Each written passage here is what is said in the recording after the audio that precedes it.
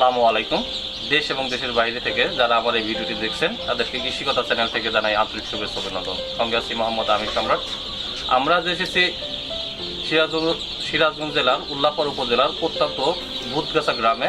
এখানে একটি আধুনিক ব্যবস্থায় হাঁসের হ্যাচারি তৈরি হয়েছে। 9 সাল থেকে উৎপাদনে যাওয়ার পর থেকে আজ পর্যন্ত তাদের সুনামের সহিত বাচ্চা উৎপাদন এবং বাচ্চা সরবরাহ করে থাকে। তো এই খামারের খান হ্যাচারিতে আমরা এসেছি। খান হ্যাচারির স্বত্বাধিকারী সম্মত সরোয়ার, তার সাথে আমরা কথা বলবো যে কিভাবে 2009 সাল থেকে তাদের হ্যাচারি উৎপাদন যাওয়ার পর থেকে আজ পর্যন্ত গুণগত মান বজায় রেখে কিভাবে তারা বাচ্চা সরবরাহ করছে এবং কিভাবে বাচ্চা উৎপাদন করছে। চলুন তার মুখ থেকে সরাসরি আমরা জেনে নিই। আসসালামু আলাইকুম ভাই। ওয়ালাইকুম আসসালাম ভাই। ভাই ভালো আছেন? হ্যাঁ ইনশাআল্লাহ। ভাই আপনাদের হ্যাচারি তো 2009 সাল থেকে প্রতিষ্ঠিত হয়েছে। ভাই 2009 সাল থেকে প্রতিষ্ঠিত হওয়ার পর থেকে আজ পর্যন্ত আপনারা সুনামের সহিত যে বাচ্চাগুলো উৎপাদন করছেন এবং বাচ্চাগুলোর পুষ্টিমান এবং বাচ্চাগুলোর যে পরবর্তীতে ডিম উৎপাদনের ক্ষমতা, এই সুনামটুকু ধরে রাখা এবং বাচ্চার মানটুকু ধরে রাখার পিছনে আপনাদের গল্পটা একটু আমরা শুনবো। কিভাবে সম্ভব হয়েছে এই?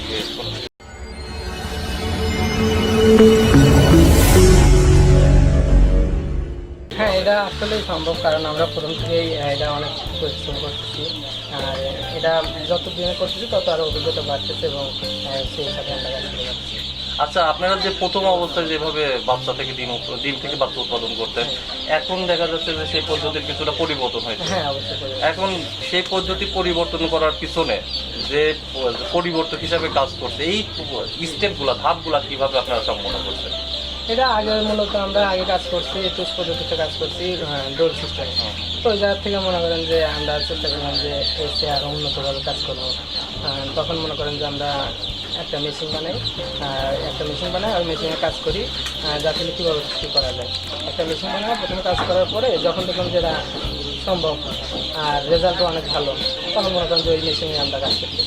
এখন মনে করেন যে আগের চেয়ে কষ্ট একটু কম, কিন্তু রেজাল্টও অনেক ভালো। আচ্ছা, আপনারা তো সেই 2009 সাল থেকে ডিম সংগ্রহ পদ্ধতি, যেটা আপনারা প্রত্যন্ত খামারি ভাইদের কাছ থেকে যে ডিম সংগ্রহ করেন, সেই পদ্ধতি থেকে কি এরকম কোনো খামার আপনারা এখনো বর্তমানে বের করতে পারতেন যে কিছু খামারের ডিমের পুষ্টিগত মান ভালো এবং বাচ্চার ওখান থেকে উৎপাদিত বাচ্চার মান ভালো, এরকম কিছু খামারকে আপনারা আপনাদের আয়ত্তে নিয়ে আসতে পারছেন? হ্যাঁ অবশ্যই।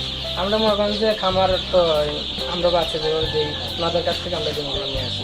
তো অনেকগুলো খামার আছে মনে করেন যে অনেক ভালো, আমরা এইভাবে খামারগুলো করে তাদের কাছ থেকে আমরা ডিম সংগ্রহ করি। আচ্ছা, বর্তমানে যখন 2009 সাল থেকে আপনারা শুরু করলেন খামার হ্যাচারিটা, বর্তমানে এর চাহিদা দিন কি বৃদ্ধি পাচ্ছে? হ্যাঁ, দিন দিন অনেক বৃদ্ধি পাচ্ছে। আচ্ছা, আপনি কি মনে করেন যে আপনার বাচ্চা সারা বাংলাদেশে ছড়ায় দেওয়া সম্ভব আপনার হ্যাচারির বাচ্চা? অবশ্যই। এবং আপনার এই সারা বাংলাদেশে হ্যাচারির বাচ্চা ছড়ায় দেওয়ার পিছনে আপনার যে বাচ্চার গুণগত মান, এই কোয়ালিটিটা ধরে রাখার পিছনে আপনারা কোনো স্থানীয় কোনো প্রাণী সম্পদ দপ্তর কর্মকর্তা কিংবা কোনো পশু চিকিৎসকের কাছ থেকে কি সবসময় পরামর্শ এরকম? হ্যাঁ, তাদের কাছ থেকে আমাদের পরামর্শ নেওয়া হয়, কারণ এই বাচ্চাগুলোকে কখন কী করতে হবে, কীভাবে ওষুধ দিতে হবে, এটা সব সম্পূর্ণ আমাদের ডাক্তারের সাথে আলোচনা করে। আচ্ছা, এটা আমরা বলেছি। আপনারা তো বছরে কয় মাস বাচ্চা উৎপাদন করেন?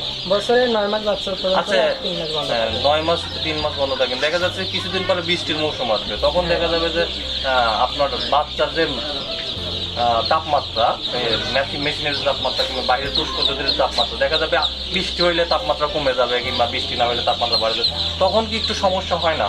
হ্যাঁ অবশ্যই সমস্যা হয়। যখন বৃষ্টি হয় তখন মনে করেন যে আমাদের এই যে কাগজ দেখতেছেন, এগুলো নামা দিয়ে আমরা ভিতরে কাজ করি, বাইরের আবহাওয়া ভিতরে। আচ্ছা, এই যে হাঁস যদিও পানিতে থাকে, আমরা যে জিনিসগুলো দেখি বড় হাঁসগুলা কি প্রাপ্তবয়স্ক, মাঝে মাঝে ঠান্ডা লাগে, এগুলা কি ডিম ফুটানোর জন্য না? ওই না, এটা ডিম ফুটানোর এই জায়গায় কোনো সমস্যা নেই। এটা তার পরিচর্যার ভিতরে কোনো সমস্যা থাকে আপনার এইগুলো হয়। আচ্ছা, আপনাদের যে মেশিনের যে তাপমাত্রা, এটা শীতের সময় কি তাপমাত্রা কি একই অবস্থায় রাখেন না তাপমাত্রা কমায় বাড়ায়? হ্যাঁ, এটা শীতের ভিতরেও আপনার যে তাপমাত্রা থাকে এখন ওই একই তাপমাত্রা থাকে। হয়তো শীতের ভিতরে একটু মেশিনে হিটারটা একটু বেশি সময় জ্বলে আর গরম একটু কম জ্বলে। আচ্ছা, আপনি তো 9 মাস বাচ্চা উৎপাদন করেন, এক্ষেত্রে আমি যদি মনে করি একদম খামার হিসাবে আপনার কাছ থেকে উৎপাদিত বাচ্চা নিব, তাহলে 9 মাসের এরকম কোনো ব্যতিক্রম মাস আছে যে হয়তো বা জুন জুলাই কিংবা জানুয়ারি ফেব্রুয়ারি কিংবা মার্চ এপ্রিল এরকম মাসের বাচ্চা নিলে বাচ্চা ভালো গুণগত মান ভালো হয় না? সারা বছরের বাচ্চার মানে? আমাদের সারা বছরের বাচ্চার মানে একই থাকে। হ্যাঁ, সারা বছর একই থাকে। হয়তো কিছু ছিল যদি আবহাওয়া একটু খারাপ হয় তখন একটু বাচ্চা হালকা একটু সমস্যা, তো সারা বছর বাচ্চার মান কোয়ালিটি সব একই থাকে। আচ্ছা, সারা বছর বাচ্চার মান কোয়ালিটি একই থাকে, কিন্তু দেখা যাচ্ছে যে শীতের মৌসুমে যে একটা সমস্যাগুলো থাকে, যে ছোট বাচ্চাগুলা পরিবহন কিংবা প্রথম অবস্থায় সংরক্ষণের যে ব্যাপারগুলো থাকে, এই ব্যাপারগুলোতে দেখা যাচ্ছে যে ওই বাহিরের পরিবেশে তাপমাত্রা কম, ঠান্ডাজনিত সমস্যা, বাচ্চা খাইতে যায় না।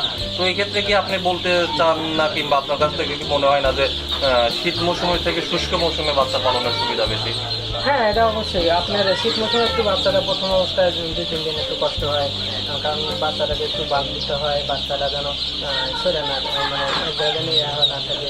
শীতের মৌসুমে একটু কষ্ট বেশি হয়, আপনার এই এখনকার যে মৌসুম, এই মৌসুমে একটু কষ্ট কম হয়। তাহলে আমরা মোটামুটি বলতে পারি যে যারা খামারি, নতুন খামার কিংবা বাচ্চা নিবে, তারা শুষ্ক মৌসুমে, এই মৌসুমটাই, কারণ সামনে বর্ষা, এখন তাপমাত্রা সহনীয় পর্যায়ে, এই মৌসুমে বাচ্চা নিলে পারে বাচ্চার দেখা যায় মানটাও ভালো, কিংবা বাচ্চার যে জীবনের যে একটা দীর্ঘস্থায়ী ব্যাপার আছে, সেই ব্যাপারে বাচ্চার দেখা যাবে মানটা ভালো থাকবে। এবং এই যে মৌসুমটা চলতেছে, এই মৌসুমে উৎপাদিত ডিম থেকে বাচ্চাগুলো যদি আপনি খামারিতে সরবরাহ করতে পারেন, তাহলে দেখা যাবে যে এখান থেকে 100% ফল পাওয়া যাবে। তার মানে আচ্ছা, আপনাদের যে বাচ্চা যে সারা বছরের যে চাহিদা, এই চাহিদা কি সারা বছর একই থাকে না কম হ্যাঁ, বেশি? সারা বছর একই থাকে চাহিদা। আচ্ছা, আমরা পাশেই দেখতে পাচ্ছি যে আপনি বিশাল অঙ্কের একটা বাচ্চা ডেলিভারি দিচ্ছেন, ঠিক আছে। এই বাচ্চাগুলো কোথায় নিয়ে যাবেন আপনি? এই বাচ্চাগুলো এখন নিয়ে যাবো টাঙ্গাইল। টাঙ্গাইল? হ্যাঁ, উনি 3000 বাচ্চা নেবে। তো আমাদেরকে অর্ডার করছে, প্রথম অবস্থা 7 দিন আগে অর্ডার করছিল, করার পরে এখন টাকাটা ফুল আসতে পেমেন্ট করে দিচ্ছে। তো সে গাড়ি আইছে, বাচ্চাগুলো এখন উনি কি ফোনের মাধ্যমে অর্ডার করছেন? হ্যাঁ, উনি ফোনের মাধ্যমে আসেনি? না, উনি ইউটিউবে আমাদের ভিডিও দেখে পরে আমাদেরকে ফোন করে জানায়, পরে তার সাথে দাম দর ঠিক করে আমাকে 7 দিন আগে 5000 টাকা বুক দেয়। দেওয়ার পরে আজকে তাকে বাচ্চা ডেলিভারি দেবো, আজকে সকালে আমাকে টাকা বলছে। হ্যাঁ, ব্যাংকের মাধ্যমে টাকা পয়সা চলে গেছে। এখন গাড়ি এসে সম্পূর্ণ খরচ তার, গাড়ি ভাড়া যত চার্জ হচ্ছে সব কিছু তার।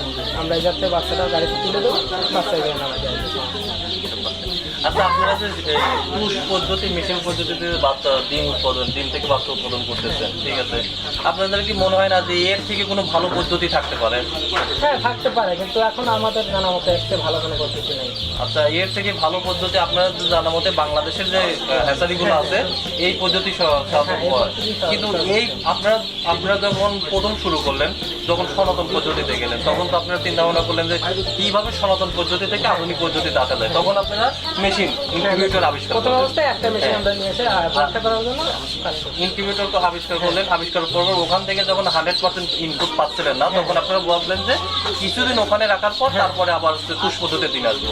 কিন্তু এই যে আপনাদের যে নিজের মোটিভ এবং নিজেদের চিন্তা ভাবনা থেকে যে মেশিন আবিষ্কার, তারপর পুশ পদ্ধতি আবিষ্কার, কিন্তু এর থেকে কি আধুনিক কোনো পদ্ধতি আবিষ্কার করার চিন্তা ভাবনা আপনাদের ভিতরে আছে? হ্যাঁ, যদি আধুনিক কোনো মানে সিস্টেম আসে তাহলে তো অবশ্যই। আচ্ছা, এই আপনার ধরেন এই পদ্ধতিতে যে আছে, কোনোভাবে কি দেখা যাচ্ছে যে আমি এই পদ্ধতি ছাড়া স্বয়ংক্রিয়ভাবে দেখা যাচ্ছে যে যদি মনে করে যে পুশ পদ্ধতি কিংবা যে কোনো মেশিন পদ্ধতি একটা বাসে নেই, এক্ষেত্রে কি বাচ্চার গুণগত মান বজায় রাখা সম্ভব? না, আসলে যদি আমি এই দিনটা সম্পূর্ণ দিন যদি এই মেশিনে রাখি, তাহলে মনে হয় যে বাচ্চা একটু সমস্যা হয়। আমরা প্রথম অবস্থায় পরীক্ষা করে দেখছি, যদি সম্পূর্ণ 28 দিনই মেশিনে থাকে, তাহলে আপনার বাচ্চাটা একটু মানে ছোট হয়। এই জন্য 18 দিন মেশিনে রাখি, আর 12 দিন রাখি আপনার 10 দিন 12 দিন রাখি। এই জায়গায় জিনিসের বুঝতে পারছি।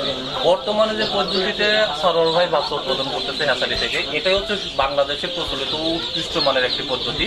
এবং এই পদ্ধতির মাধ্যমে 18 দিন মেশিন, পরবর্তী 13 দিন হচ্ছে পুশ পদ্ধতি, সনাতন পদ্ধতি। সনাতন এবং আধুনিক বিজ্ঞানের সমন্বয়ে যে হ্যাচারিটা বাংলাদেশে গড়ে উঠেছে, এবং বাংলাদেশের যে অন্যতম হ্যাচারি কর্ণধর যারা সরল ভাই, তাদের মধ্যে এক অন্যতম। এবং এই সনাতন এবং বিজ্ঞানের সংমিশ্রণের উৎপাদিত বাচ্চা, এর গুণগত মান এবং এর বৈশিষ্ট্য এবং এর পরবর্তীতে ডিম উৎপাদনের যে পরিধি, এর ব্যাপ্তিতে সারা বাংলাদেশে উনি ছড়াই দিতে চাচ্ছে। আধুনিক যে হাঁসের খামারের করার যে একটা প্রচেষ্টা, ওনার মাধ্যমে যেন সারা বাংলাদেশ ছড়িয়ে যায় এবং ওনার উৎপাদিত হ্যাচারি থেকে বাচ্চাগুলা নিয়ে যেন বাংলাদেশের প্রত্যন্ত গ্রাম অঞ্চলের খামারিরা উপকৃত হয়। এইভাবেই তারা এগিয়ে নিয়ে যেতে চায় বাংলাদেশ, তথা হচ্ছে তাদের হ্যাচারি এবং বাংলাদেশের যারা প্রত্যন্ত অঞ্চলের খামারি হয়। ধন্যবাদ সকলকে।